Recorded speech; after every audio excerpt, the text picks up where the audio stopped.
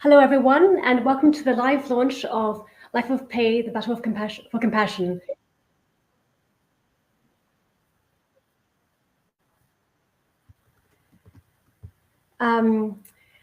Yes, by our Act Asia CEO and founder, Pei Su. And thank you very much, too, for all those catching the replay.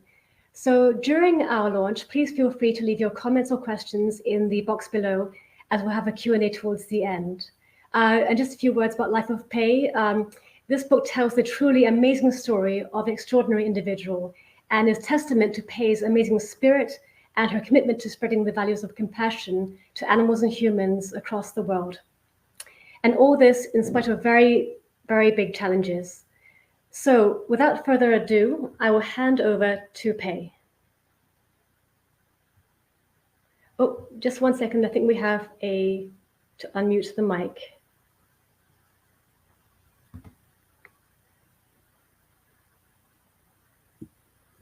Thank you, Sophie. Thank you. Thank you all for joining me today. Before I start, certainly today is a very special day for me. It's the launch day for the book in America, and in the United States and Canada. So before I start, I would like to thank you, my publisher, Lantern Publishing and Media, for publishing this book. So well, co-founder and president of the Institute of Human Education for writing the foreword, Mrs. Joelini for working alongside me for this book.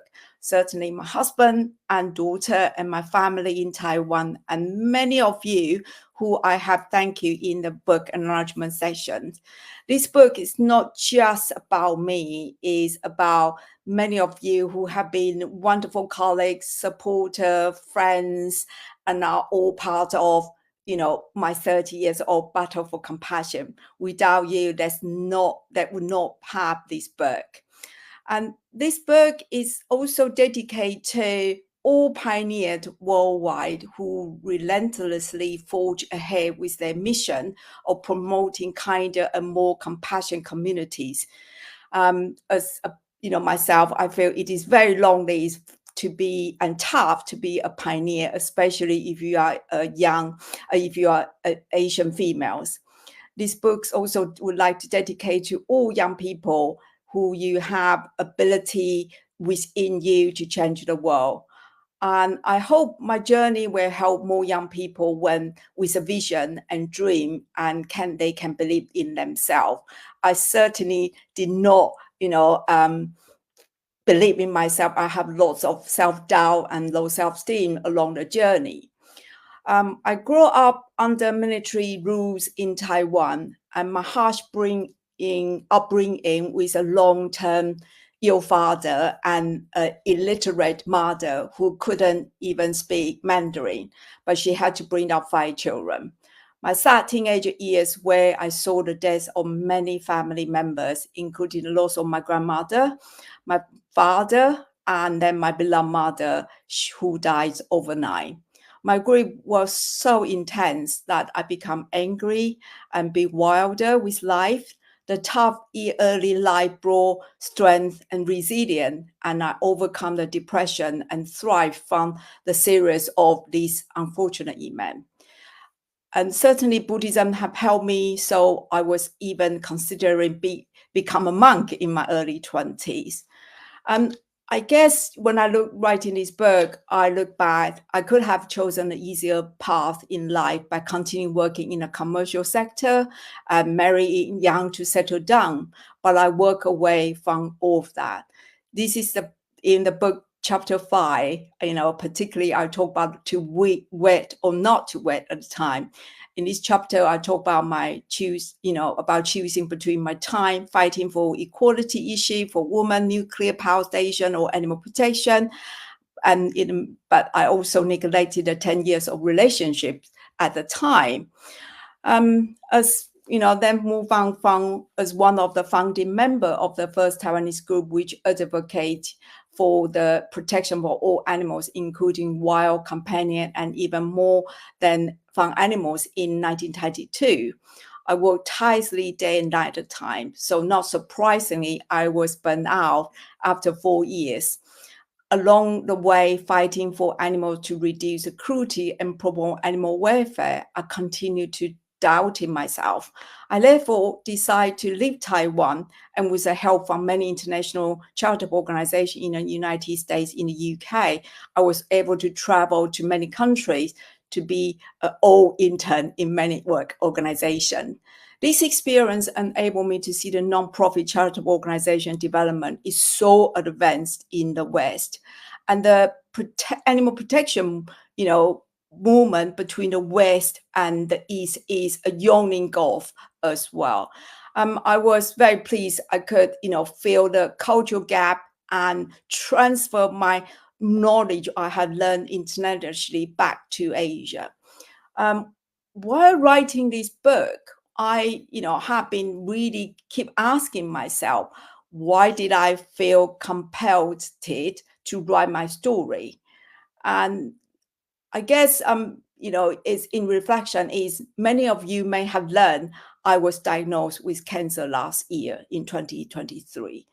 After I received the diagnosis, the first thing in February 2023, my search words in Google was, "Can I work when I'm receiving the chemo treatment?"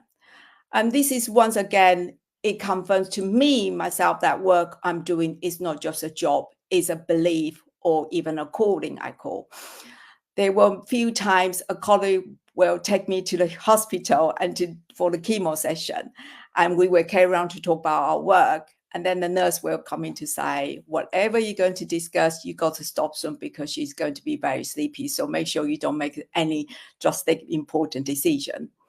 And I hope, this is just an example. I know my journey from the troubled teenage years to find meaning and purpose in life is one that will resonate with many of you. I set up Act Asia from nothing. It was simply my belief and my life experience combined with my vision for a more compassionate world that has driven me to create an NGO that is now recognized and endorsed by the United Nations. Establishing and running an international NGO is incredibly challenging, but I now understand the importance of celebrating a small step, and I now accepted the challenge that take time and change. Challenge take time to overcome, and change also take a long time. And the work we are doing really to create a change and more compassionate work, it definitely is not an overnight job. There's no quick fix. What do I help to, achieve with this book? I hope the people who read my book will start to look at the bigger picture and the root causes of the issues we are facing today. And thereby, Act Asia's work will be recognized more widely. I also hope to encourage others to feel a connection with Act Asia's vision, so they will, or my vision, so they too will decide to work towards the creation of a more compassionate world for animals, people, and the environment. Despite receiving the cancer treatments last year, I'm now in remission. I continue to fight to share the value for compassion and kindness. The work I'm doing has helped me through a dark period as well, and has given me renewed purpose and determination. I hope this book, Life of Pei, will help inspire readers who maybe struggle like myself. Today, my main focus of Act Asia is the training education for children, professionals, and consumers. Under the umbrella, the terms of caring for life education, I would be thrilled if this good book can help to spread the news of Act Asia's visions and missions. Thank you to people who have given a generous review to the book so far. Thank you. Thank you very much, Pei. And now I'd like to invite you to read some passages from your book for us. Yes.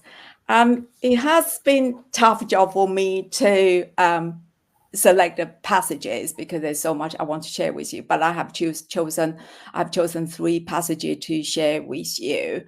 The first one is the chapter 1 is Introduction to the New Kind of Love. This chapter is talking about I adopted my first cat, Socks, when I was 44 years old, because I thought at the time my daughter should grow up with a cat. And so it was not because I love cats. And so these cats told me so much. So this is the passage. He knew when it was time for Risa to go to bed. He would lie beside her, snuggle into her cozy duvet, and even seem to listen to bedtime story of her imaginary friend Alice and Jonathan. Later at night, when she was sleeping, he would go for his evening stroll into the nearby woods. This gentle, trusting cat told me so much about the meaning of animal sentience, unconditional respect for another species. I was beginning to understand why in Western countries, a pet is referred to as a companion animal. This term would have been unknown to me in Taiwan, but it certainly suited Socks.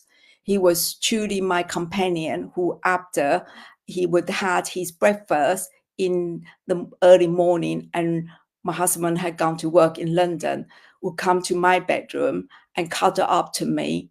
He's now familiar masking smell and soft, warm, furry body feeling to me like a welcome hot water bottle. Probably none of what I have recounting about Socks will surprise you if you live in a country where a companion animal is often described as a member of the family. But as a child born and raised in Taiwan that was under a restrictive military dictatorship, I never had heard such a anecdotes, although when I was in my teens. I do recall that Sarah, one of my classmates, had a Pomeranian dog. I thought it was so odd her dog lived inside her house. Surely dogs were meant to live outside. But as I consider Sarah's family to be wealthy and different from mine, her father ran his own construction company and her mother worked for American family. I assume they were just influenced by the American way of life, which including pampering small dogs. I was mystified to see Sarah's family was incredibly upset when their dog died. I couldn't understand why Sarah was inconsolable and cried for months. And I rarely mentioned her dog as she would be immediately become distraught. I thought she was just being a princess who had lost her favorite toy. Other than Sarah's affection of her dog, any sort of sentiment like towards an animal, whether verbal or in action, was unknown to me in my childhood, and terminology such as animal sentience or animal welfare simply did not exist in our language. It was not surprisingly that any show of affection or empathy towards animal was simply foreign to us, also because most of parents did not openly demonstrate love towards their children. These parental emotional reserves, still common in many parts of Asia, tend to be inhibited children from developing social and emotional intelligence. Yet by doing so, they are more likely to grow into caring and empathetic, responsible adults. And the next passage I have chosen is the chapter 10, the investigation. I have conducted countless undercover investigation across the world. And this is the role my family and many friends, they don't even know. The chapter 10, the investigation, I talk about the undercover session work, including Chinese bear biofarms, and certainly not many people in the world have see the farms or witness the bear by extraction. When I look back, I'm now so grateful I was able to work and live, to be live out of this farm. And on so many occasions, we would have been arrested or disappeared. So this is a passage I would like to read. Finally, we got to the bear farm. As we approached the large warehouse-type farms, we heard rumbling noises and the moaning of animals getting louder and louder. Upon entering, we saw long rows of cages housing Asiatic bear, the poor animals pacing and moaning non-stop. The bear barely had room to turn around in their small cages, and which measure about 1 by 2 meters. As we walked along the rows of cages, I could see that some of the bears had been declawed and had their teeth filed down. Many were rocking their heads and the bodies or biting the bars of the cage in desperation.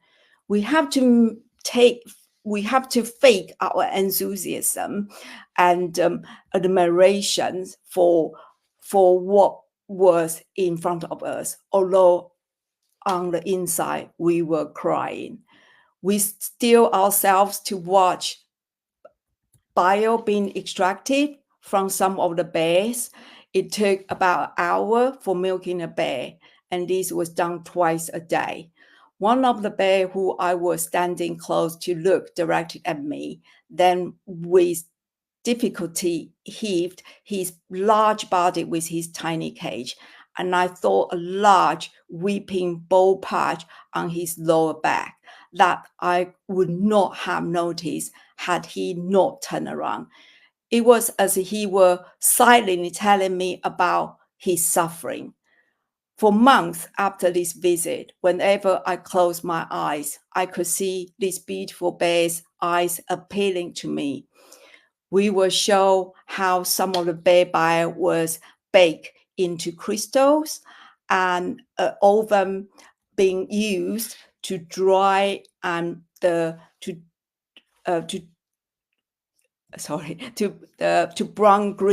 become brown and green liquid. The crystal were there crushed and mixed with other ingredients such as rich rice wine to make infused liqueurs to be sold as elixir in pharmaceutical shops. Having been filming covertly as well as openly at the time, we decided it was a time to leave and walk back to the barge where the bear farm with the bear farm owner. Just after boarding the barge, suddenly the owner manner, tone of the voice changed. Mild manner and friendly just a few minutes ago, he now started screaming at us, his face disoriented in rage.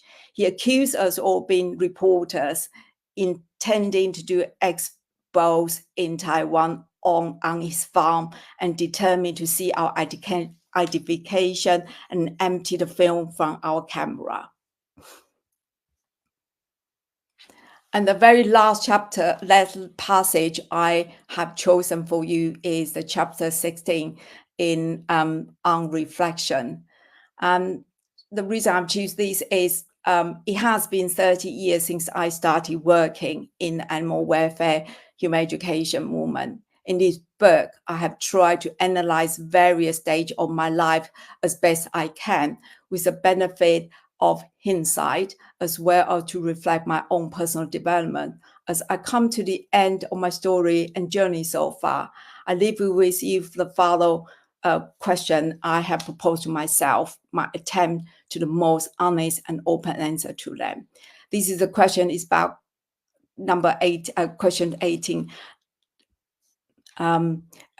Is about the what I'm saying is, why have I ever think about to abandon Act Asia or as the organization? So that's the passage I'm going to read to you.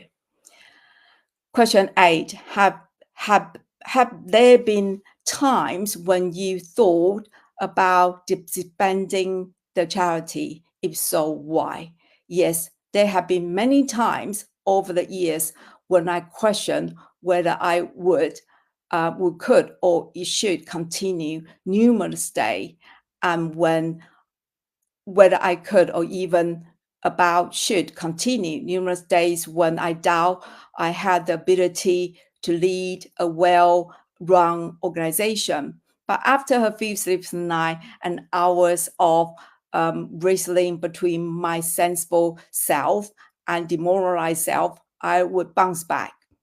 If only there were startup funds available to charity, so that a small team of few people could be a salary from the start, and I would be tremendously helpful in that would be tremendously helpful in revealing the worry of insufficient income. The standard of work at Asia has always been high, thanks to professionals who have volunteered their time and expertise to help us. But retaining staff is always concerns. With all the pressure of modern days living, it is not reasonable to expect employees to work for low wages with no benefit, such as pensions or health insurance. Unfortunately, seeking support for human education work has become almost a mission impossible, despite it being the most effective solution for long-term social change. As people tend to look to quick fix rather than address root causes. The lockdown period caused by the pandemic was very dark days for me. I was thinking ActAsia could collapse. Then I suddenly realized that ActAsia is one of the organizations on the front line. We could use the situation to our advantage.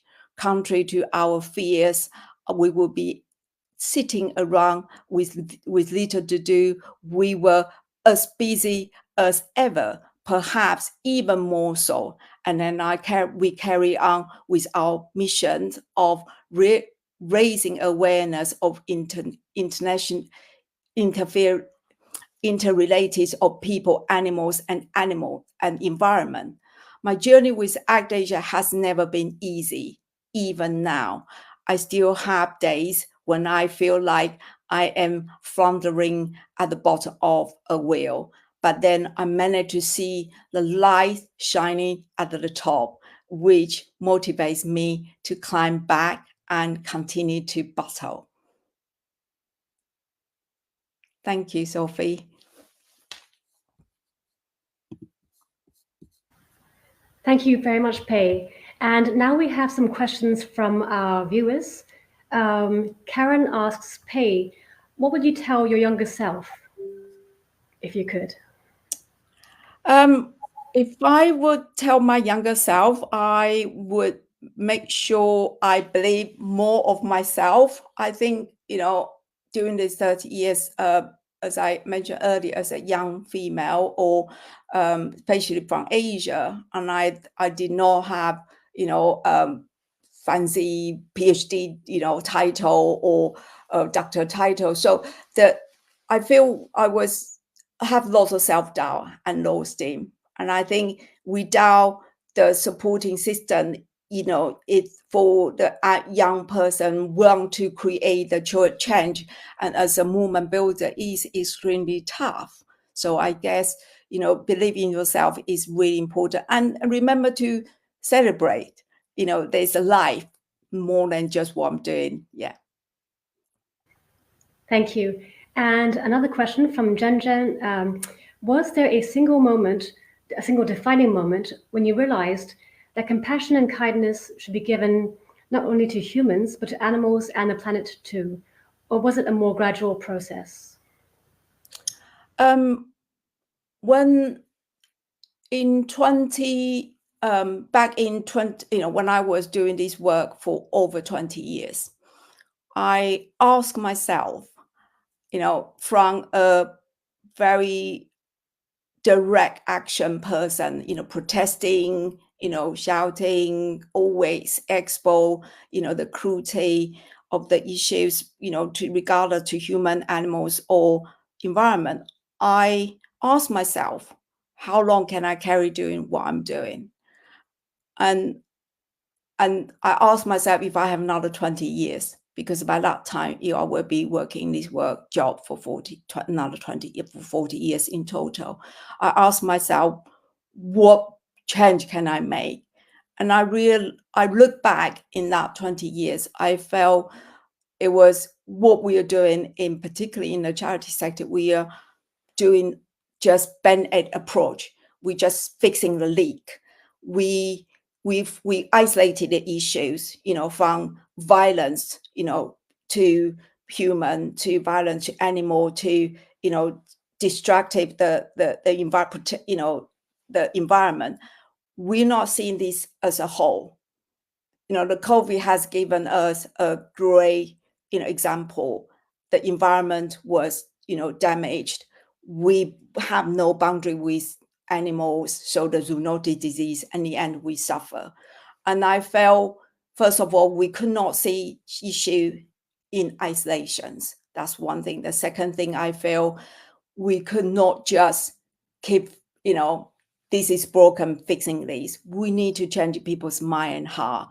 We need to go to people when they understand whatever our behavior today, what we consume will have impacts in all forms of life. And we would not, if we continue to do what we're doing, we don't care about the consequence, we will not be able to overcome today's challenge. So I think it's not a sudden, but I think there is a moment when you honestly reflect what you're doing, you would be able to, I was able to adjust what I'm truly believe. So I think from 2012, I was solely through Act Asia and advocates for change through education and training program. And I want to make sure the change is created inside the institution. We are not outsider. That's why Act Asia work with the school. Act Asia, we work with university. We want a big organization like United Nations. We need to let our voice heard with inside institutions. So change from within, yeah. I have another question from Kim saying, were you able to keep the film you took at the Bear Bio farm, or was it seized by the owner? That's what you need to read the book. Actually, we were able to keep the film. We were, but it wasn't easy. And like I said in earlier, or even in the book, I often look back to say, we are not trained. We just do all this work just because we believe and we think we can. And so it was very scary. And in fact, actually, it's life-threatening as well. But read a book, you will know. How do we get the film back? That's a very good answer. And also we have a question from Ingrid, who says, what do you hope your legacy will be? Wow. I think thank you for this brilliant question. Especially, as I say, I was diagnosed with cancer last year. And when I received the news, I feel, come on, this got to be kidding me. I have no time for this. I'm so busy with life. I have so much to do. And I think my legacy will be really to call for people is we must addressing the root cause. We cannot expect a quick change. We could not just expect to, for people to understand animal welfare, or justice issue. I started this movement with, I believe justice should be given to humans, women, the weaker ones, but including animals.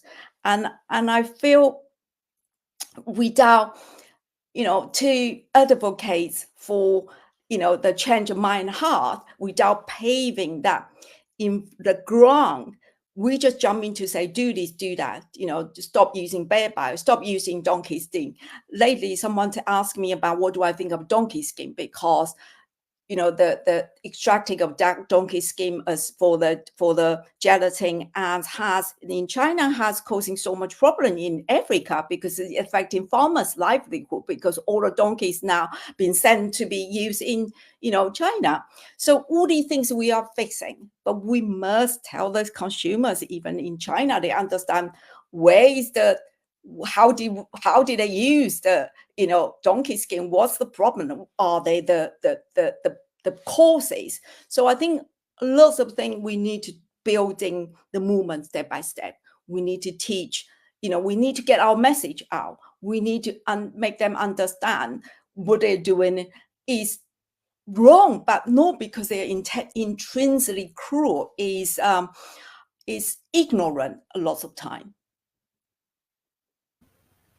Yeah. And also, we have a more personal message too from Suzanne Barber saying, first, thank you so much for helping me with my dissertation research in 2016.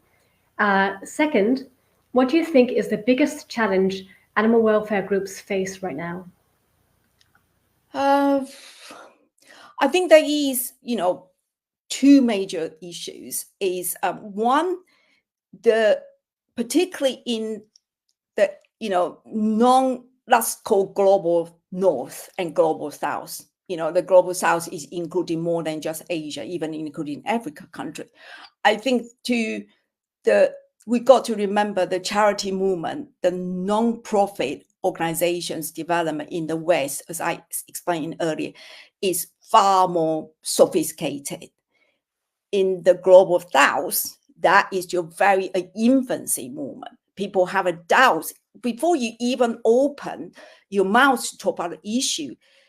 People have lots of doubt about charity. What is the functions of charity? Does charity really genuine? Are they corrupt? Are they using the fund wisely? So lots of misconception. That's one thing. That's first barrier. The second barrier is because you don't have that infrastructure, you don't have legislation, you don't have good, the giving culture. So the animal groups are really struggling in a way. And then particularly if you are not supported, but if you are working in some country, they are very, the authoritarianism organization, country, they are very deeply, no democracy are controlled. That's even harder because you're handicapped in many ways, because for fundraising and for lots of activities, you are very, very deeply, restricted. So that's the second thing. The third thing, like I said, the culture, yawning golf about the cultural understanding in my book, to talk about even my own experience, to understand a cat really is an intelligent creature. They have a feeling, they understand, they have emotions. I started with this movement to protect animals, to defense for animals, not because I love animals. I have said to many people many times, I learned to love animal later, after I was 40. Before that, I do all this job because I believe justice. I believe all life is equal. So my entrance, is not really started from like many Westerners or many people in the global North. They just because of love. So I think we must understand all these complex social political contexts, and then we find the solution. We hope to work within the region and the country. Yeah. Thanks, Pei. And a question from Karenza.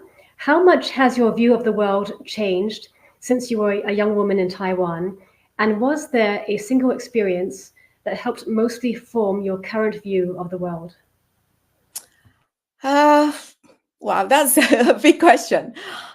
I guess one of the things is very personal, but really is saved me from standing still until today. Like I said, 30 years, over 30 is so blaming hard. It's so challenging.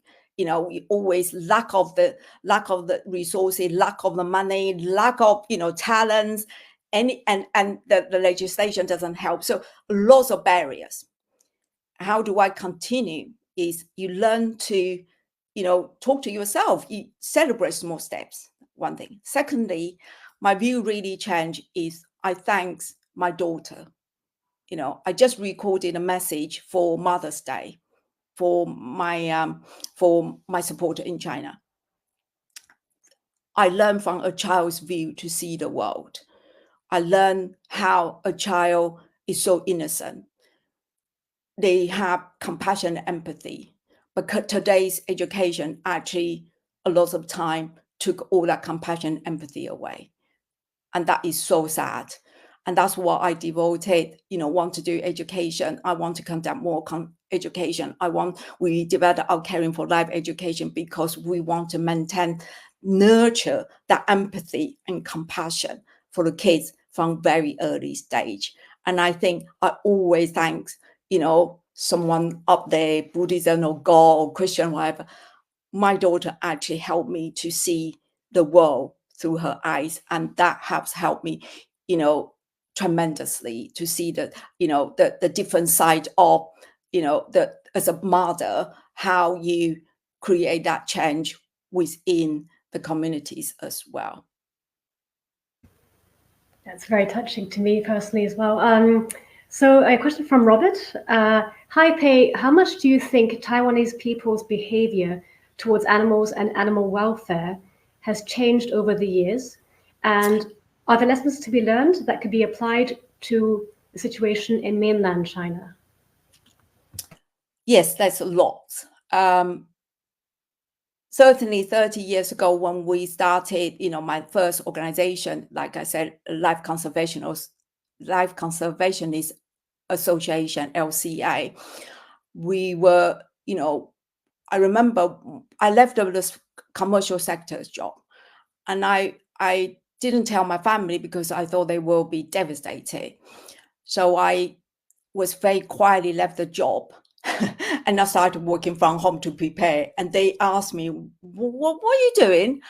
And I just said, oh, something about environment, because I just understand if I say animal welfare, animal protection, they wouldn't get it.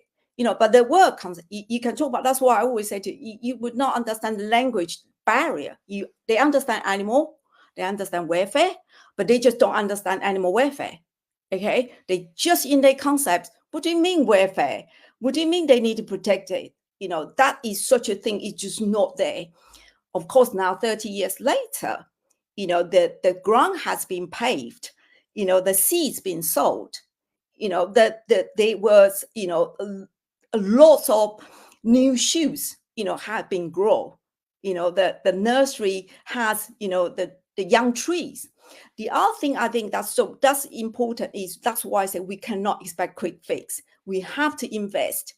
And also Taiwan was two things really important to make the difference. One, Taiwan was finished their dictatorships. The military dictatorships was lifted and so the freedom of media that really helps in a way in last 30, 40 years. So Taiwan's democracy, because there's a democracy, you could have a parliament, you could have Congress, so you have political party, you can lobby. When I started, I remember I will have to go to lobby about how do we protect rhino. I never done it. The parliament never, the Congress, they never see some woman, they come in to say you need to protect animal. I remember when we were back in 1993, it was rhino was, very deep issue. Rhino horn was a big issue in Taiwan. And I remember I went to talk to the parliament member, the congressman equivalent, and he was talking about ox. He was saying, why would I need to protect rhino horn? We should protect our ox. So again, you have to convince for young women. One might think this is very simple. Every time when I work to the parliament, when I come out, I got migraine because it was so pressurized. You were so scared. I was only early 20s. So a lot of these things, I think we learn from the jobs. That's why, again, the activists or the people work for the charity sector, there's no school can train you. You learn on the job, you learn on the road, you survive or you leave. That's why I think I'm one of the endangered species. So many people we started in a movement is no longer there because it's too unbearable, too hard. We need to be protected. We need to be treated with respect. We need to treat it, our knowledge need to be able to pass on. That's why I decided to write a book, because where's my legacy? I could die in a few years' time. I don't know. I hope not. But nobody knows. Now, especially I have cancer now. My life is, uncertain. But I live with this uncertainty. I carry on. And I always said, I hope when I die, I may not be able to see Peter, type of work, be able to do in China or Asia. I hope one day it will. I hope tomorrow, when I die, there will be more school. We can reach more children. The government might put the caring for life as a part of curriculum. I don't know, but I do believe if I don't work now, if we don't start to pave the path now, if we don't devote it now, there is no tomorrow. I would not be able to see what I want to see, that vision tomorrow. That is for sure. Yeah. And also another question from Karen Brother. You created ACT Asia from virtually nothing and turned it into a UN-recognized, award-winning global NGO. What is the secret of your success? Professionalism. I do think our job is a profession, is as important as a doctor, police, accountant, pilot, any profession.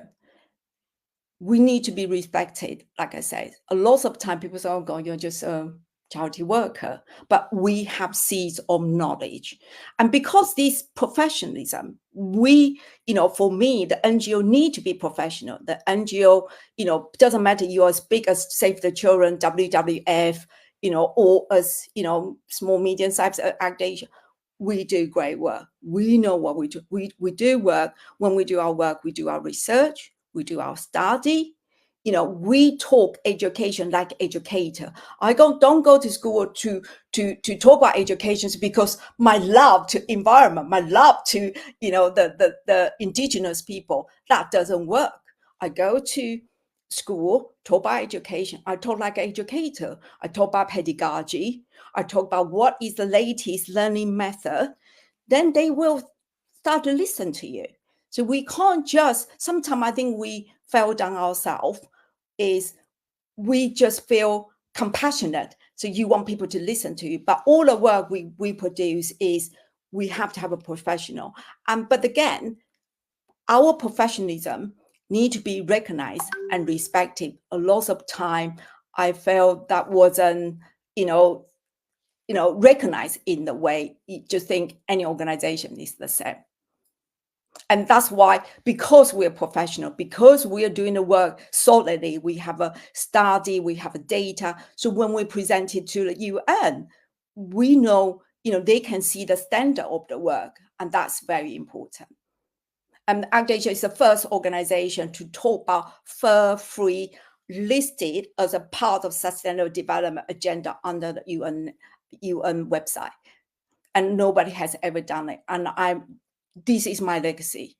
When I die, I make sure that is continued to be there as well.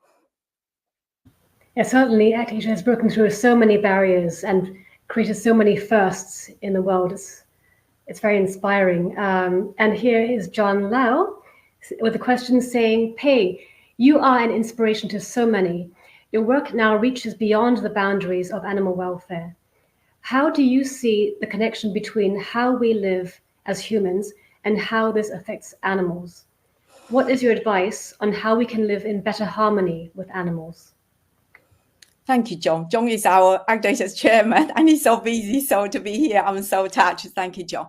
I think, first of all, we need to be aware. This is come back to my Buddhist. A lot of things people just not aware. All the human consumption today, it will have impacts in our life, in environment, in animals. So there's no way we say don't consume, right? However, we do have to consume reasonably.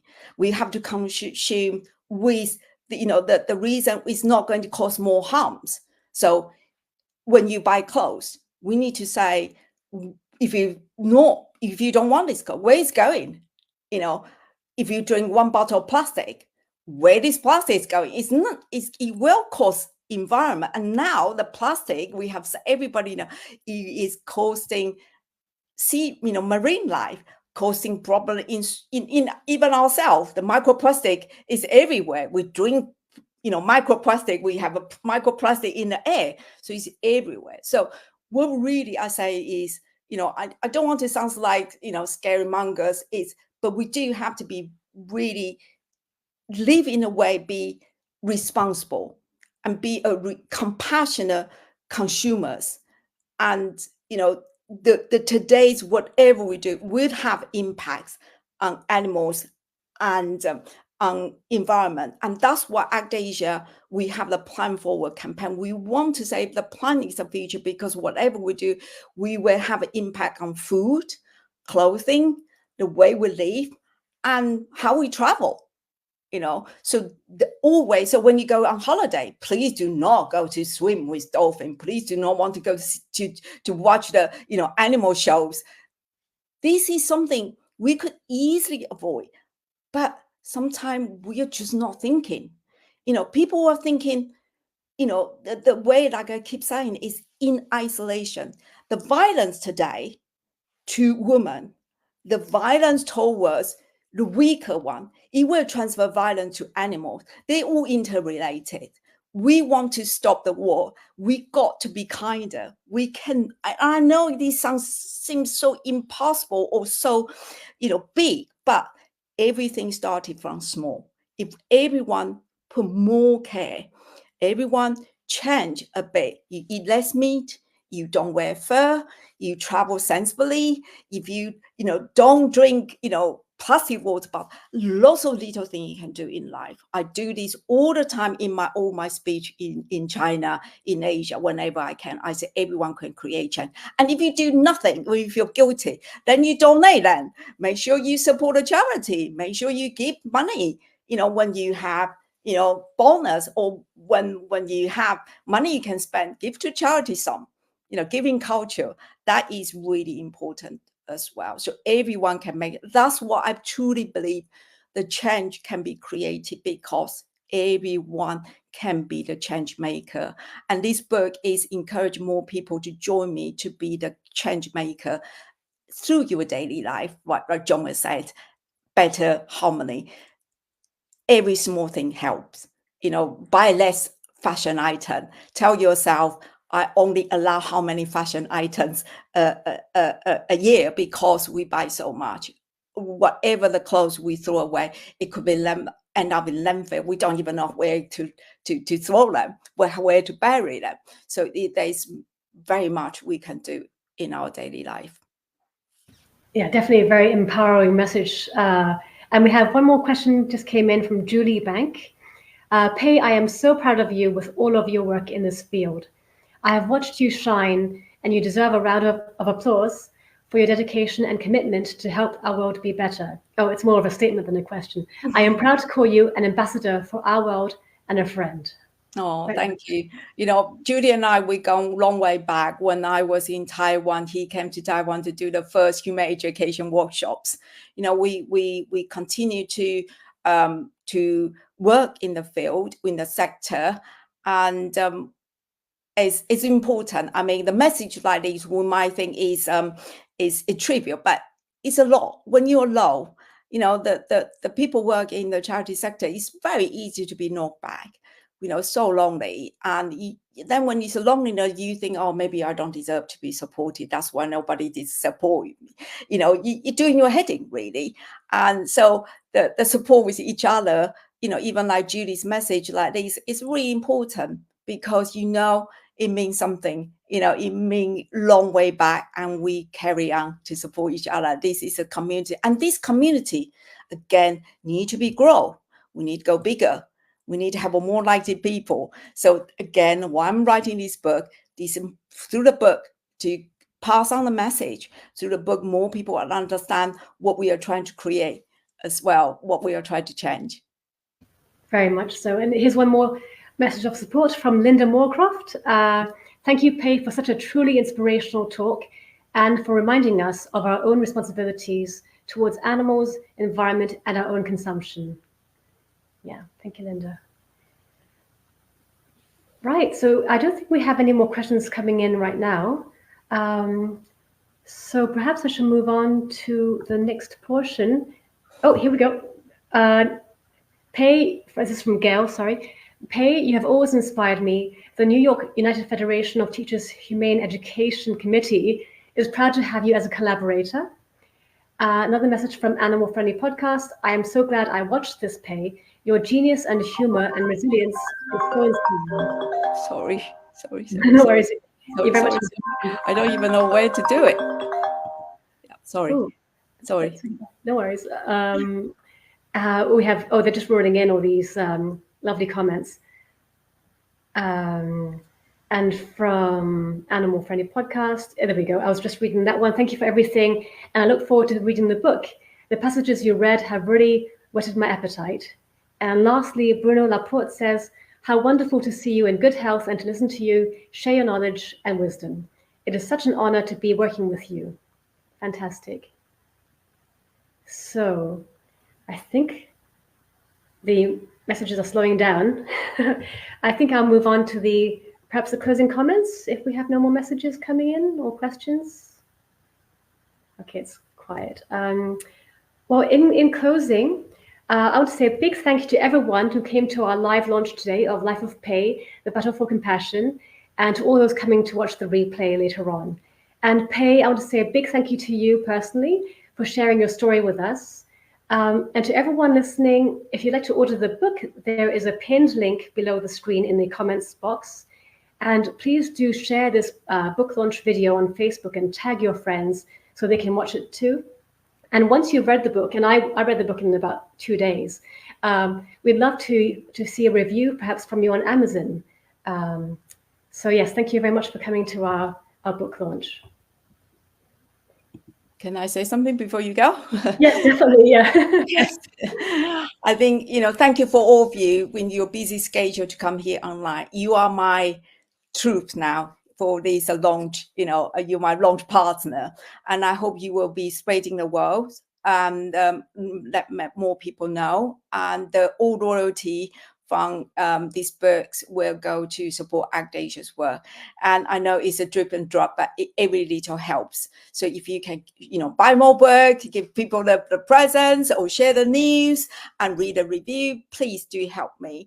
And very, very end, and I want to give this is the ending of the book, is I hope that by reading about my story and my journey from this book, you will understand what I'm trying to do. I hope you will feel motivated to join me and ACT Asia in the battle for compassion. Together, we can make our world a kinder and more compassionate one for its inhabitants, human and non-humans, and the environment. And all the while remembering that we are all interconnected in this wonderful web of life. My journey along my chosen path continues. ACT Asia mission through education continues. My battle for compassion continues. Thank you.